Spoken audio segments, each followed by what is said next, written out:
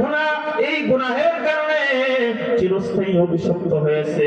শুধু তাই নয়, এই গুনাহের কারণে আল্লাহ পাক রব্বুল আলামিন পূর্ববর্তী উম্মতদেরকে এক এক ধরনের গজব দিয়ে ধ্বংস করে দিয়েছে। সমকামিতার মতো জঘন্যতম অপরাধের সাথে যুক্ত ছিল, এমনকি পয়গম্বরের বিবি পর্যন্ত এই কাজের সহযোগী ছিল। আল্লাহ পাক রব্বুল আলামিন তার সম্প্রদায়কে বিবি সহ ধ্বংস করে দিয়েছেন। সালেহ আলাইহিস সালাতু ওয়াস সালাম সম্প্রদায় আল্লাহ তাআলার নিদর্শন উটনীকে হত্যা করে দিয়েছেন। আল্লাহ পাক রব্বুল আলামিন সালেহ আলাইহিস সালাতু ওয়াস সালামের সম্প্রদায়কে ধ্বংস করে দিয়েছেন। যুগে যুগে আল্লাহ পাক রব্বুল আলামিন কঠিন কঠিন গজবের মাধ্যমে তাদেরকে ধ্বংস করে দিয়েছেন। বর্তমান সময়েও আল্লাহর পক্ষ থেকে মাঝে মধ্যে আযাব আর গজব আসে। মাঝে মধ্যে দেখা যায় আমার সোনার বাংলাদেশের অনেক নারীরা দর্শনের শিকার হয়, চলন্ত বাসে দর্শনের শিকার হয়। এর একমাত্র কারণ আল্লাহ পাক রব্বুল আলামিনের ফরজ বিধান পর্দার হুকুম লঙ্ঘন করার কারণে আজকে দর্শনের শিকার হতে হয়। কথা বলেন ঠিক কিনা? এই গুনাহের কারণে আল্লাহ পাক রব্বুল আলামিন গজব চাপায়া দেন। এটা থেকে পরিত্রাণের একটা মাধ্যম আছে, তওবার পথ অবলম্বন করে গুনাহ ছেড়ে তওবা করতে হবে। এই বিপদ থেকে যদি বাঁচতে চাই, এই মুসিবতের হাত থেকে যদি বাঁচতে চাই, তওবা করতে হবে, গুনাহ ছাড়তে হবে। যদি আমরা গুনাহ ছেড়ে দেই তাহলে আল্লাহ পাক রব্বুল আলামিন যে শুধু ক্ষমা করবেন তেমন নয়, বরং আল্লাহ পাক রব্বুল আলামিন ইতিহাসের মধ্যে এমন অনেক নজির পাওয়া যায়, বান্দা গুনাহ ছাড়ার কারণে আল্লাহ পাক রব্বুল আলামিন বান্দাকে নিজের ওলি বানায়া নিয়েছেন। সুবহানাল্লাহ। আজকে যদি যুবক ভাইদেরকে বলি, যুবক ভাই নামাজ পড়ো, গুনাহের কাজ ছাড়ো, এই যদি সামনে গিয়ে বলি ভাই চলো নামাজের সময় হয়ে গেছে নামাজ পড়ি, আমার দেশের যুবক ভাই জবাব দেয় হুজুর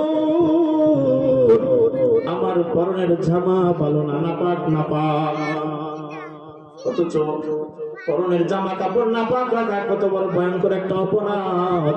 পয়গম্বর আরবি সাল্লাল্লাহু আলাইহি ওয়াসাল্লাম একদিন কোন একটা কবরের পাশে দিয়ে যাচ্ছিলেন, হঠাৎ ওহীর মাধ্যমে জানায়া দেওয়া হলো পয়গম্বর এই যে কবর আপনার এক সাহাবীর কবর, এই কবরের মধ্যে আপনার সাহাবী আযাবের মধ্যে গ্রেফতারি হয়ে গেছে।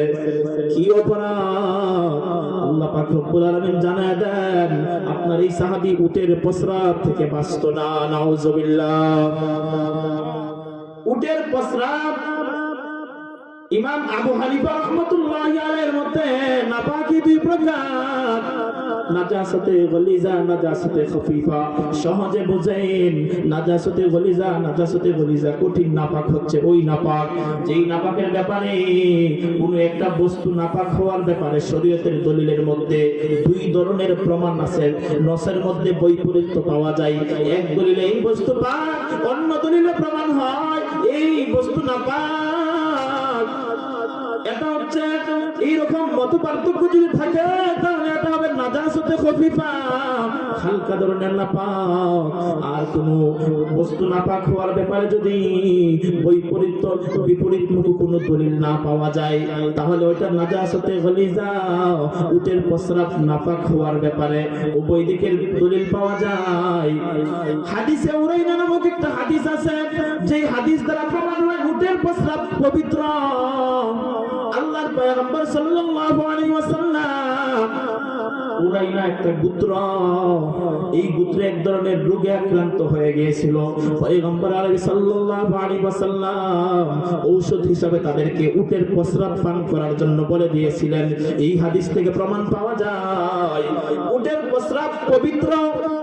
আবার ওই যে কবরের আযাবের হাদিস থেকে প্রমাণ হয় উটের প্রস্রাব অপবিত্র, নাপাক। দুই ধরনের দলিল পাওয়া যায়। এজন্য হানাফি মাযহাব মতে উটের প্রস্রাব হালকা ধরনের নাপাক, কারণ এর মধ্যে বিপরীতমুখী দলিল পাওয়া যায়, অর্থাৎ নাজাসাতে খফিফা। এই হালকা ধরনের নাপাকের জন্য যদি আল্লাহর পয়গম্বরের একজন সাহাবী কবরের মধ্যে আযাবের গ্রেফতার হয়ে যায় তাহলে মানুষের প্রস্রাব তো এটা